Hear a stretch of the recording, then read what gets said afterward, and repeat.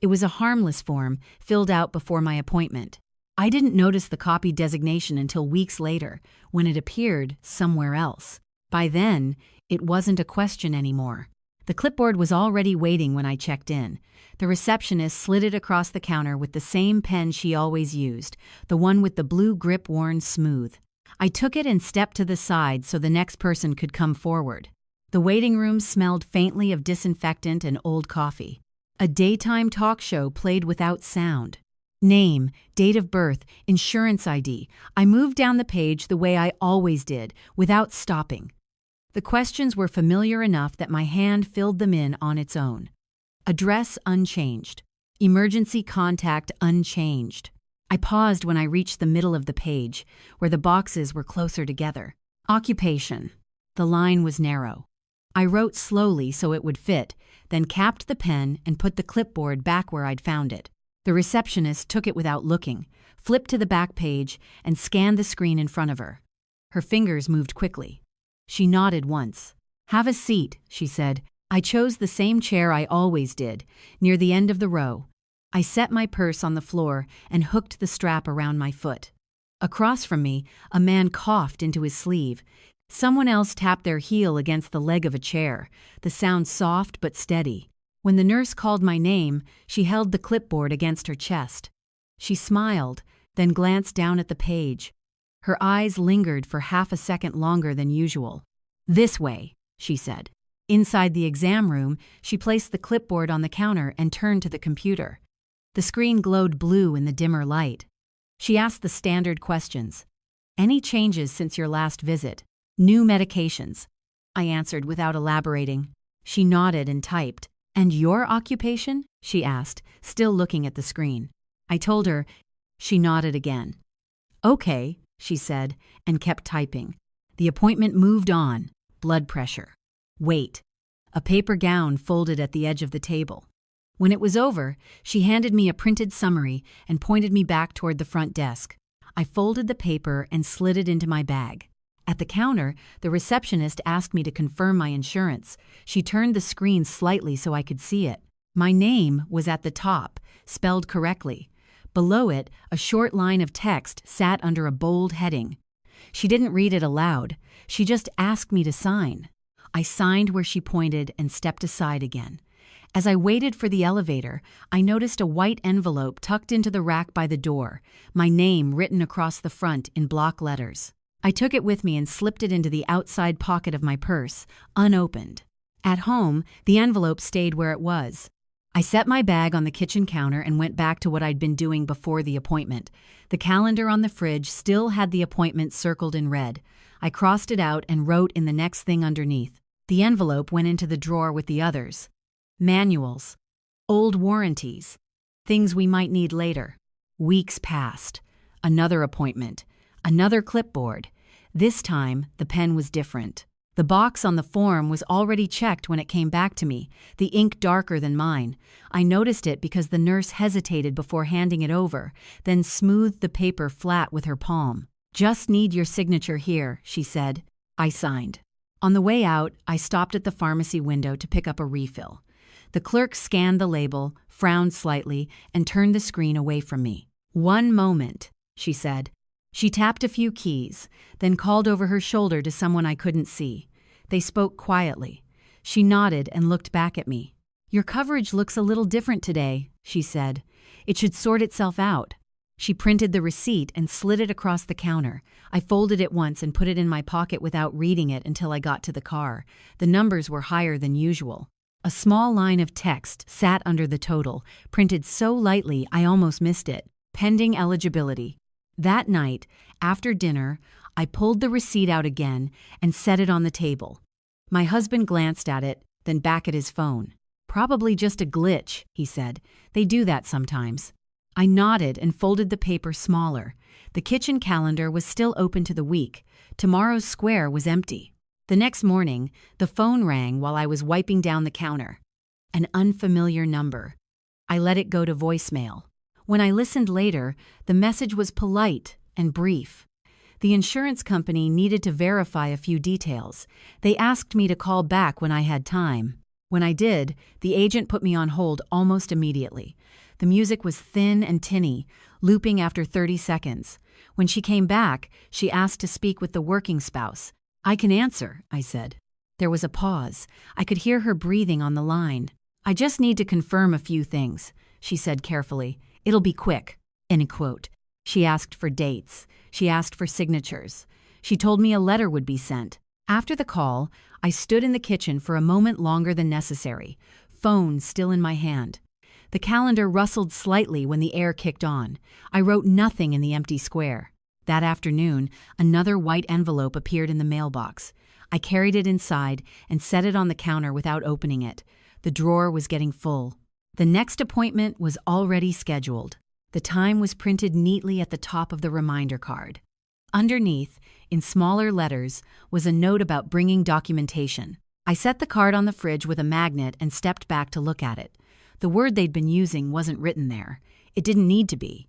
It had already made its way into the system. The letter arrived 3 days later, folded cleanly into thirds.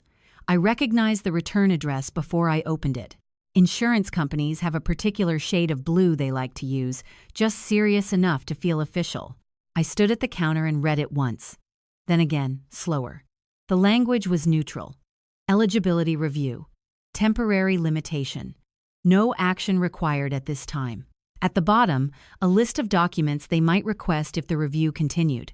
Employment history. Household coverage status. I folded the letter back along its original creases and put it in the drawer with the others. The drawer stuck slightly before closing. I pressed it shut with my hip. Later that week, the phone rang while I was driving. I let it go. When I checked the voicemail at a stoplight, the agent's voice was the same one I'd heard before. Calm, careful. She said my name twice and left a case number. When I called back, she answered on the second ring. I could hear typing almost immediately. "I just need to confirm a few details," she said. "This shouldn't take long. In 25. She asked me to verify my address, then my date of birth. Then she paused. "And you're currently not employed outside the home, correct?" she said. I told her I'd left my job when we got married. "Yes," she said, "like that fit. So we'll need to speak with the working spouse to complete this portion." "I can answer," I said again. There was another pause. Longer this time. I pictured her reading from a screen, scanning down a list. "I understand," she said. "It's just part of the process." She asked for my husband's contact information. I gave it. She thanked me and said a note would be added to the file. When the line went quiet, I realized she'd already ended the call. That evening, I mentioned it while we were cleaning up dinner. I was rinsing plates. He was loading the dishwasher. "They want to verify some things," I said. "About coverage." He shrugged. "They always do that," he said. "It'll sort itself out." And quote. The next appointment was at a different clinic across town. New building. Same clipboard. The nurse scanned the form before calling my name and hesitated at the door. "Follow me," she said, then stopped halfway down the hall. "Actually, do you mind if I confirm something?" She pointed to the page. The same words sat there again, printed neatly this time. "That's correct," I said. She nodded and turned away. In the room, she asked fewer questions than usual. When she finished, she said she needed to step out to check something. The door clicked shut behind her. I waited on the exam table with the paper crinkling under me. The clock on the wall ticked. When she came back, she avoided my eyes. "All set," she said. "Someone will be in touch if they need anything else." At the pharmacy window downstairs, the clerk scanned my card and shook her head slightly. "It's showing limited coverage," she said. "I can run it, but the cost will be higher. 10 for 1. I nodded and paid without arguing. The receipt printed longer than usual, curling at the edge. I folded it and put it in my bag.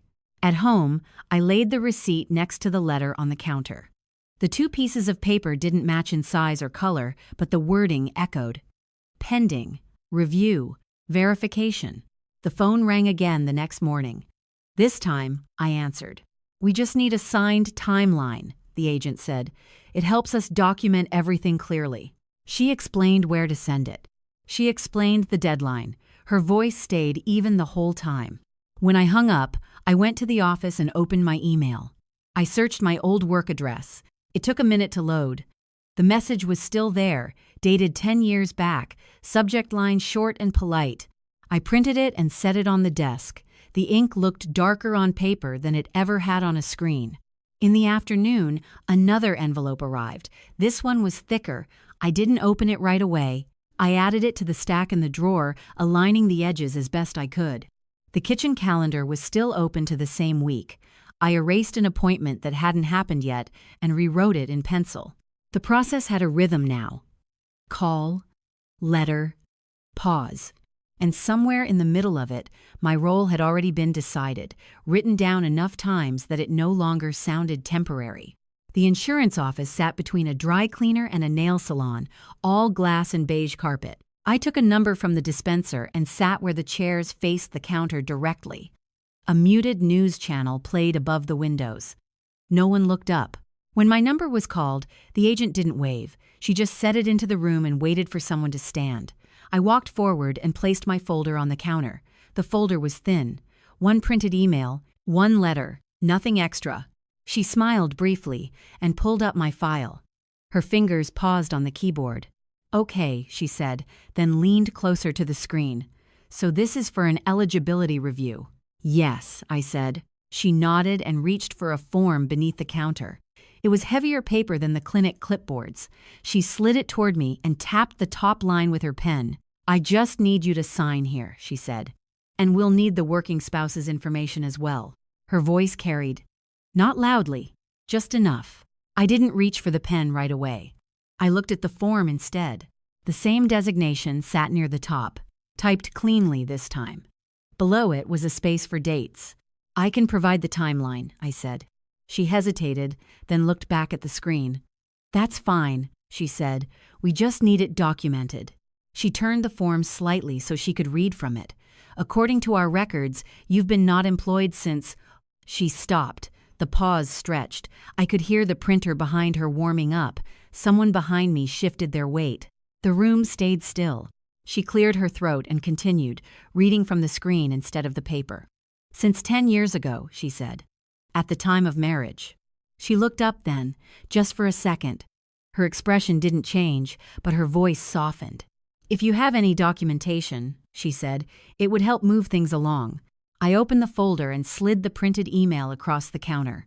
The subject line was visible. The date sat clearly at the top. She picked it up and scanned it once. "Thank you," she said, and set it aside. She didn't comment on it. She didn't ask a follow-up question. She typed for a long moment. The keys clicked steadily. The printer started and stopped. When she looked back at me, she spoke more quietly. "We'll need a signed timeline," she said, "just outlining your employment change and household coverage. You can take this home and return it." She placed another form on top of the first. I could see the heading before she turned it toward me. Timeline of employment status. I signed where she pointed and gathered the papers. As I stepped away from the counter, I noticed no one had taken the next number. The agent hadn't called it. The room felt held, like everyone was waiting for something else to happen. Outside, I sat in my car with the forms on my lap. I didn't start the engine right away. I read the headings again. The questions were short: dates, names, signatures. At home, I spread the papers on the dining table. The kitchen calendar was visible from there. 10 years fit easily into the squares when I wrote them out, 1 line per year. I signed at the bottom and placed the packet in a white envelope. At the post office, the clerk weighed it and slid it back to me to confirm the address. I nodded and paid. She stamped it and dropped it into the bin without comment. That evening, the house sounded normal. Dishes, running water, a phone buzzing somewhere out of sight. I filed the carbon copy of the timeline behind the resignation email and closed the folder. The next day, an automated email arrived confirming receipt. No decision yet, just acknowledgement. The process was moving now, slowly, and everyone who needed to see it already had. The confirmation email sat in my inbox with no greeting, just a case number and a sentence letting me know the documents were under review. I read it once, then archived it. The folder already held a few others like it. At the next appointment, the receptionist didn't hand me a clipboard. She looked at the screen, then at me, and nodded. "We already have your information," she said. "You're all set." The nurse called my name a minute later. In the exam room, she asked fewer questions than before. When she reached the section where she usually paused, she didn't look at the form at all. She looked at the screen, then moved on. Afterward, I stopped at the front desk to schedule the follow-up. The clerk typed, frowned slightly, then typed again. "It might take a little longer to process," she said. "Your coverage is under review." "I know," I said. She printed the appointment slip and slid it toward me without comment. The time was later than usual. I folded it and put it in my bag. At home, the kitchen calendar was starting to look crowded. I erased one block and shifted another down a day. The pencil marks layered over each other, darker where I'd gone back and forth. The phone rang that afternoon. A different agent this time. Her voice was brisk, efficient. "We've received your timeline," she said. "I just need to clarify one detail." She asked about the year I left my job. I answered. She asked whether I'd been employed at any point since. I answered again. "And household income has been through your spouse's employer since then?" she said. "Yes." She typed while I spoke. I could hear it clearly. When she stopped, there was a short silence. "Thank you," she said. "That's all I need for now." The next letter arrived 2 days later. This one wasn't a decision. It listed temporary adjustments while the review continued. Coverage limits, processing delays, no timeline for resolution. At the pharmacy, the clerk scanned my card and looked apologetic. "It's still showing limited," she said. I nodded and paid. The receipt printed. I folded it carefully and placed it in the same pocket as the others. At home, I laid it on the table with the rest of the papers, aligning the edges. That evening, my husband mentioned an insurance email he'd received at work. He said they'd asked him to confirm some information. He didn't seem concerned. "They're thorough," he said. "They are," I said. I went to the office and opened the drawer. The white envelopes filled most of it now. I took them out and stacked them on the desk, oldest on the bottom. The resignation email sat near the middle, its date still clear. I added the new letter to the top and slid the stack back into the drawer. It closed more easily than before, like it had settled into place. The review had its own pace. Calls came, then stopped. Emails arrived without asking for replies. The system moved forward without needing me to push it. By the end of the week, an automated message appeared in the portal. "Review in progress. No further action required." I logged out and closed the laptop. On the calendar, I erased another penciled note and left the square blank. The notice came through the portal first, a small banner at the top of the page. "Temporary adjustment in effect." I clicked it once, then closed it without reading further. The language had started to repeat itself. At the pharmacy later that day, the line was longer than usual. I stood with my basket resting against my leg, counting the tiles on the floor. When it was my turn, the clerk scanned the prescription and waited for the screen to load. "It's still pending," she said. "Your portion will be higher today." "That's fine," I said. She rang it up and slid the receipt across. The paper was thin. The numbers looked heavier than before. I folded it along the same crease as the others and put it in my pocket. At home, I laid the receipt on the table next to the stack from the drawer. The edges were starting to fray where I'd folded them over and over. I straightened them and slid the stack into a folder instead. It felt neater that way. The phone didn't ring for a few days. When it did, it was the same brisk agent from before. "We're almost finished," she said. "There's just a short delay while everything finalizes." "Is not, ma'am." I asked if there was anything else they needed. "No," she said. "Nothing from you." After that, the house adjusted in small ways. Appointments were spaced out. I paid for things at the counter instead of expecting the card to clear. I wrote amounts in the margin of the calendar, then erased them when they were no longer accurate. My husband mentioned the coverage again one evening. He said HR had confirmed his part. He said it should resolve soon. "They're careful," he said. "They are," I said, and wiped the counter again even though it was already clean. A thin envelope arrived midweek. Not the decision, just a notice that processing times might be longer than expected. I read it, folded it, and placed it in the folder. At the next clinic visit, the nurse handed me a printout instead of asking questions. "Everything's in the system," she said. "You're good." She didn't say the word they'd been using before. She didn't need to. The screen had already decided what to show and what not to. At the checkout desk, the clerk glanced at her monitor. Then at me. "It should be sorted soon," she said, as if that was a reassurance she'd been trained to offer. I nodded and took the appointment slip. The time was penciled in. I erased it when I got home and rewrote it lower on the page, leaving space above. The waiting had changed the rhythm of the days. Less calling, more pauses. The system was moving on its own now, and I was no longer being asked to explain myself to keep it going. On Friday afternoon, an email notification appeared with no preview text, just the subject line and the case number. I didn't open it right away. I finished what I was doing first. When I did open it, there was still no decision, just a line telling me someone would be in touch. I closed the laptop and stood up. The calendar hung open to the next week. One square was empty, clean of pencil marks. I left it that way. The envelope was thicker than the others. It didn't bend when I pinched the corner. My name was centered, the address printed cleanly. No handwriting this time. I carried it inside and set it on the counter. The kitchen light hummed. The calendar on the fridge was open to a new week, mostly blank. I washed my hands before I opened anything, like that would keep the paper from leaving a mark. Inside was a letter on letterhead. Neutral font, a bold line near the top. Reclassification determination. I read the first paragraph and felt my eyes stop moving, not because it was confusing, but because it was so plain. The system had been wrong. The system had corrected itself. An effective date was listed in the middle of the page, like a doctor's appointment time. At the bottom, there was a number to call if I had questions. I folded the letter once, then unfolded it again. The creases didn't matter yet. I wanted to see it flat. When I called, the hold music started right away. Same thin loop.